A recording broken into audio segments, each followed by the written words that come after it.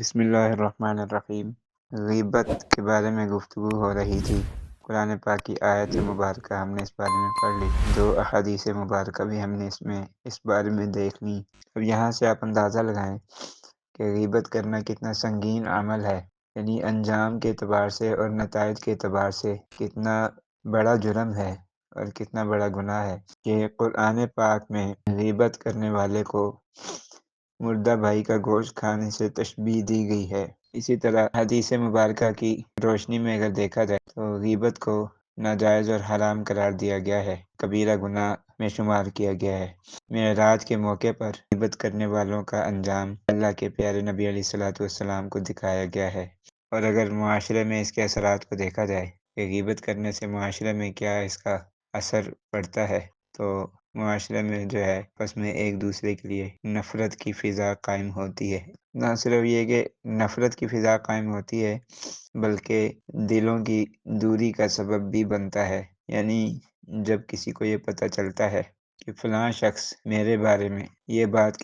فلاں شخص میرے بارے میں میری عدم موجودگی میں لوگوں کے سامنے یہ بات کر رہا تھا، میرے بارے میں اس نے ایسی ایسی باتیں کی، میری برائیاں بیان کی، میرے بارے میں غلط باتیں کی، اور بعد میں مجھے کسی اور سے پتہ چلا کہ فلاں نے فلاں موقع پر ان لوگوں کے سامنے میری برائیاں کی۔ ظاہر ہے کہ جب مجھے یہ پتہ چلے گا کہ فلاں شخص نے میرے بارے میں یہ کہا تو مجھے اس سے نفرت نہیں ہوگی تو اور کیا ہوگا، اور میرا دل اس سے دور نہیں ہوگا تو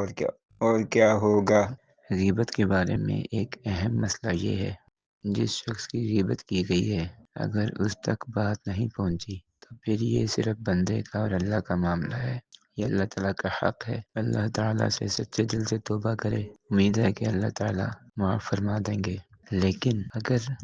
جس شخص کی غیبت کی گئی اس کو پتہ چل گیا، چاہے ڈائریکٹلی پتہ چل جائے یا چاہے انڈائریکٹلی پتہ چل جائے، مطلب یہ کہ یا تو وہ خود سن لے یا اس تک کوئی بات پہنچا دے، فلاں صاحب نے آپ کے بارے میں یہ باتیں کی ہیں، یعنی غیبت کی اطلاع کسی بھی طرح سے اس بندے کو ہو جائے جس کی غیبت کی گئی ہے، تو پھر اس سے معافی مانگنا ضروری ہے کہ اس نے اس کا حق مارا ہے۔ ٹھیک ہے، جب تک اس سے معافی نہیں مانگے گا معافی نہیں ہوگی۔ تو ایسی صورت میں اللہ تعالیٰ سے بھی معافی مانگے گا اور بندے سے بھی۔ ظاہر ہے کہ جس شخص کی غیبت کی گئی، جب اس کو پتہ چلے گا کہ فلاں شخص نے میرے بارے میں یہ کہا، وہ ناراض ہوگا، پریشان ہوگا، اس کو غصہ آئے گا کہ اس نے میرے بارے میں میرے پیچھے یہ باتیں کی ہیں، تو اس وجہ سے اس کی حق تلفی ہوئی ہے، اس لیے اس سے بھی معافی مانگنا ضروری ہوگا اور اللہ تعالیٰ سے بھی معافی مانگنا ضروری ہوگا۔ جب تک دونوں سے معافی نہیں مانگے گا تو یہ اس گناہ کی معافی نہیں ہوگی۔ اب اس کو مثال سے سمجھتے ہیں کہ مثال کے طور پر کوئی شخص صدر پاکستان کی غیبت کرتا ہے یا وزیر اعظم پاکستان کی غیبت کرتا ہے یا اسی طرح کسی بھی ایسے شخص کی غیبت کرتا ہے، سب کو پتہ ہے کہ جو میں بات کر رہا ہوں صدر پاکستان کے بارے میں یا وزیر اعظم پاکستان کے بارے میں، گورنر پنجاب کے بارے میں یا وزیر اعلیٰ پنجاب کے بارے میں، جو میں نے غلط بات کی ہے، جو میں نے برائی بیان کی ہے، یہ ان تک نہیں پہنچنی۔ نہ تو میں خود پہنچا سکتا ہوں، نہ جن کے سامنے میں نے کی ہے وہ اس تک پہنچا سکتے ہیں۔ وہاں تک بات پہنچنا بظاہر مشکل بھی ہے اور ناممکن بھی ہے۔ تو یہ اسی طرح کوئی ایسا شخص مثال کے طور پر گاڑی میں یا بائک پہ جا رہے تھے، سامنے کوئی گاڑی والا آ گیا، کوئی بائک والا آ گیا، اس نے کوئی جو ہے نا آپ کا راستہ جو ہے نا کاٹا یا اشارہ توڑا یا آپ کو جو ہے نا اس نے کسی طرح ہرٹ کیا، آپ کو تکلیف پہنچائی،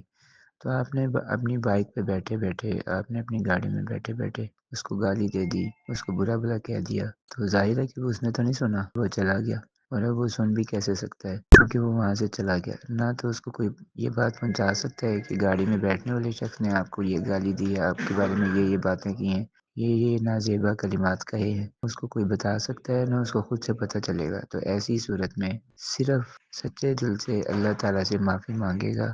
تو اس غیبت کا گناہ جو ہے نا اللہ تعالیٰ معاف کر دیں گے اور یہ غیبت گویا کہ ختم ہو جائے گی۔